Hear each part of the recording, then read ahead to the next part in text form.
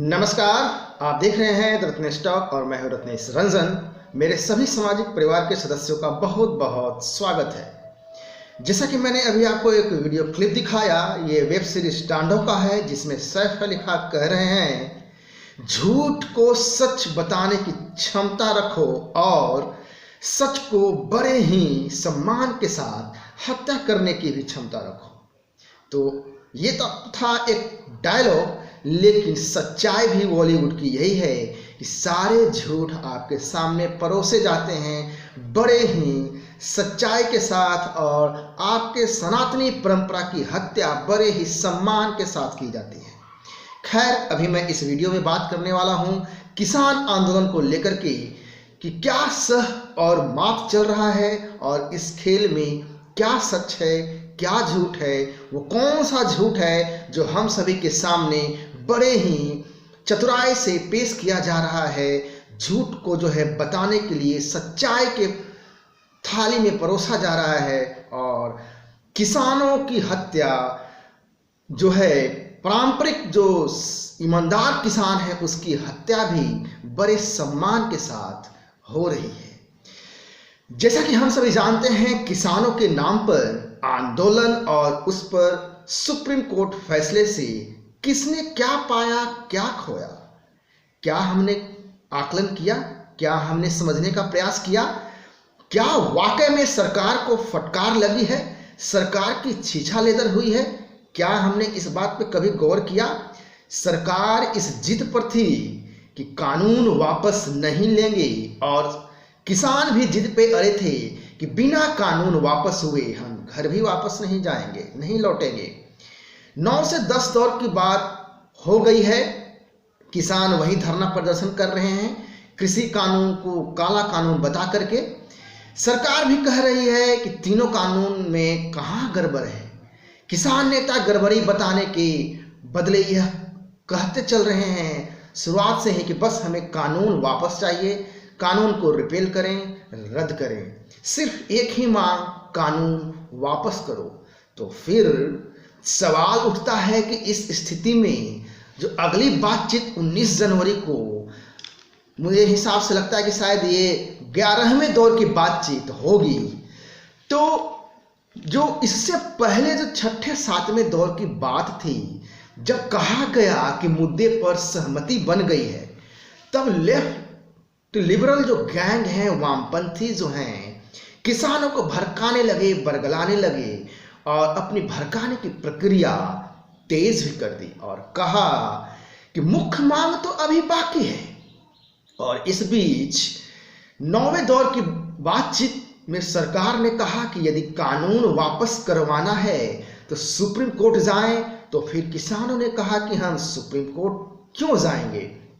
यहाँ गौर करने वाली बात यह है, अमूमन सामान्यतः ऐसा होता है कि लोग सीबीआई जांच की मांग करते हैं, सुप्रीम कोर्ट से न्याय की मांग करते हैं, लेकिन यहाँ किसान प्रदर्शनकारी इससे मना कर रहे हैं। आखिर किसान संगठनों के नेताओं ने ऐसा क्यों किया, यह भी बात गौर करने वाली है। इसी बीच कांग्रेस प्रवक्ता रणदीप सुरजेवाला ने प्रेस कॉन्फ्रेंस में कहा कि किसानों को सुप्रीम कोर्ट में फंसाया जा रहा है, सुप्रीम कोर्ट में भेजकर। जबकि मजेदार बात यह है कि किसान और विपक्षी दल स्वयं गए थे सुप्रीम कोर्ट। कुल मिलाकर के ऐसी पहली बार स्थिति देखने को मिल रही है जहां पे न्याय जिसको चाहिए वो कह रहा है कि सुप्रीम कोर्ट में भेजकर मुझे फंसाया जा रहा है। आश्चर्य होता है, ताज्जुब होता है, लेकिन इस आश्चर्य ताज्जुब के पीछे क्या खेल है, क्या सहमत का शतरंज की गोटी चला जा रहा है, इसे भी हमें समझना पड़ेगा। तो किसान सुप्रीम कोर्ट क्यों नहीं जाना चाहते हैं, सवाल यह है। कांग्रेस क्यों चाहती थी कि सुप्रीम कोर्ट में किसान न जाएं? क्या इस आंदोलन के पीछे कांग्रेस लेफ्ट लिबरल गैंग का जो चेहरा है पूरी तरह बेनकाब होने का डर था? जब मामला सुप्रीम कोर्ट गया तो किसानों के 4 वकील ने, जो 4 वकील थे सुप्रीम कोर्ट में, इन चारों वकील में सुप्रीम कोर्ट में कहा, आश्वासन दिया कि किसी भी तरह का 26 जनवरी को गणतंत्र दिवस के दिन परेड को प्रभावित नहीं किया जाएगा। यह भी कहा गया कि ट्रैक्टर रैली नहीं निकालेंगे, ट्रैक्टर परेड नहीं करेंगे। उसके बाद सुप्रीम कोर्ट ने कानून पर रोक लगाते हुए कमेटी बनाई और समस्या के समाधान की बात कही, जबकि सरकार के साथ 9वें दौर के बाद किसान संगठन और उसके नेताओं की हो चुकी थी। एक तरह से सरकार बैकफुट पर थी, इस स्थिति में नजर आ रही थी बैकफुट पर। सरकार के वकील कहते रहे कि संसद प्रक्रियाओं से पूरा हुआ जो कानून बना है, इसे बनाए गए कानून जो संसद के द्वारा है, इस पे कोर्ट रोक नहीं लगा सकती है। लेकिन सुप्रीम कोर्ट ने कहा कि संविधान उन्हें यह अधिकार देता है, सुप्रीम कोर्ट को, जबकि सरकार के वकील कहते रहे कि कानून से किसी के मौलिक अधिकार का हनन नहीं होता है, इसलिए कानून होल्ड नहीं किया जा सकता है। और वास्तविकता भी यही है। सुप्रीम कोर्ट ने कहा नहीं, स्थिति कहीं अराजक न हो जाए, स्थिति नियंत्रण से बाहर न हो जाए, कहीं आंदोलन हिंसक न रूप ले ले और दंगा न फैले, ठंड में कोविड में महामारी ज्यादा न फैल जाए, इसलिए हम चाहते हैं कि समस्या का समाधान क्या है यह जानना चाहते हैं, परेशानी क्या है, इसलिए हम कृषि कानून को होल्ड करेंगे और कमेटी का गठन करेंगे।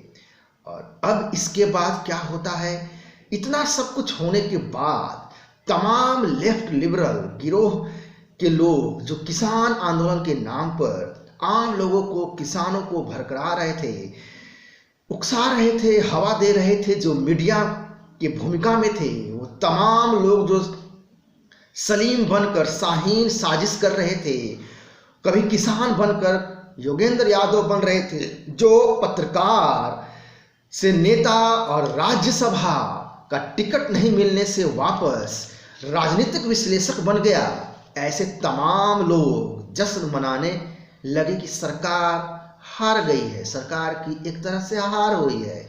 लेकिन ध्यान देने वाली बात यह है कि सुप्रीम कोर्ट के आदेश के बाद सुप्रीम कोर्ट की बातों को मानने से इनकार क्यों कर दिया किसान संगठन के नेताओं ने, किसानों ने, यह तर्क देते हुए कि हमारी मांग तो सिर्फ काला कानून रद्द करने का है, हम कमेटी के पास क्यों जाएं? यह सुप्रीम कोर्ट का काम नहीं था, यह सुप्रीम कोर्ट का अधिकार नहीं था, ऐसा किसान संगठनों, किसान नेताओं का कहना है। किसानों के वकील पहले दिन के उपस्थिति के बाद फिर अगली बार कोर्ट में उपस्थित नहीं हुए, यह भी ध्यान देने वाली बात है। इस पर सुप्रीम कोर्ट का नाराज होना यह दर्शाता है कि इस पूरे मामले में हार और जीत, सह और मात के खेल में हार जीत के पक्ष में कौन खड़ा है? किसानों के न्याय पर, किसानों के चेहरे पर, किसान के वेश में कौन राजनीति कर रहा है? अब संभवतः सुप्रीम कोर्ट को भी समझ में आ रहा होगा कि जिसने सुप्रीम कोर्ट ने कहा था सरकार से कि सरकार हैंडल नहीं कर पा रही है और इस मामला को समझने के लिए वह इस कानून को होल्ड कर रही है और कमेटी बना रही है, तो अब सुप्रीम कोर्ट को भी एहसास हो रहा होगा कि अब वो भी हैंडल करने की स्थिति में नहीं है, क्योंकि जो तथाकथित किसानों के समूह ने कह दिया कि सुप्रीम कोर्ट के बनाई हुई कमेटी में नहीं जाएंगे और न ही कमेटी को आने देंगे। किसानों के वकील का दोबारा कोर्ट में उपस्थित न होना सुप्रीम कोर्ट का किसानों के भरोसा को कम करता है। ऐसे में लाचारगी ये दिखती है कि प्रदर्शनकारी को सड़क से हटने को नहीं कहा, इस पर कोविड महामारी में जो कि दूसरे के लिए महामारी फैला सकता है। ऐसी स्थिति में सुप्रीम कोर्ट के आदेश की अवहेलना सरकार को सुप्रीम कोर्ट द्वारा मजबूर करना क्या दर्शाता है? जो चेहरे शाहीन बाग में असफल हो गए, वो किसान के नाम पर जो सियार बने हुए हैं, वो एक बार सिर्फ बेपर्द होने वाले हैं या फिर बेपर्द हो चुके हैं। क्या सुप्रीम कोर्ट भी समझ चुका है कि खेल किस स्तर का है, षड्यंत्र किस स्तर का चल रहा है? अभी तो कमेटी के रूप स्वरूप को समझना बाकी है। कमेटी को रिजेक्ट करना सुप्रीम कोर्ट को रिजेक्ट करने के बराबर है। ध्यान रहे, भूरे लाल कमेटी को भी रिजेक्ट किया गया था और इसको सुप्रीम कोर्ट ने अवहेलना माना था। भूरेलाल कमेटी में अपने देखने वालों को बता दूं कि दिल्ली में अवैध कब्जे को लेकर के जांच के लिए बनाई गई कमेटी थी। दरअसल कमेटी की अवहेलना सुप्रीम कोर्ट की अवहेलना मानी गई, क्योंकि सुप्रीम कोर्ट द्वारा बनाई गई कमेटी सुप्रीम कोर्ट की प्रतिनिधि के रूप में होता है और इस भूरेलाल कमेटी की अवहेलना जो है सुप्रीम कोर्ट की अवहेलना मानी गई और अंततः जो है कार्रवाई भी की गई। कुल मिलाकर के किसान प्रदर्शनकारी कमेटी की अवहेलना करके वो खुद के षड्यंत्र में फंस चुके हैं पूरी तरह से और बुरे तरीके से। वे अपने आप को न चाहते हुए भी बेपर्द होने को मजबूर हैं। इसमें कोई दो राय नहीं कि मोदी जी भी आखिरकार यही चाहते होंगे। तो ये था पूरा विश्लेषण किसान आंदोलन का, क्या सह है क्या मात का जो खेल है। यदि यह विश्लेषण आपको अच्छा लगा तो लाइक और शेयर करें, और जो मेरे देखने वाले कोई नए हैं तो कृपया आप चैनल को सब्सक्राइब करें ताकि आपको अपडेटेड वीडियो का नोटिफिकेशन मिलता रहे। नमस्कार, जय हिंद।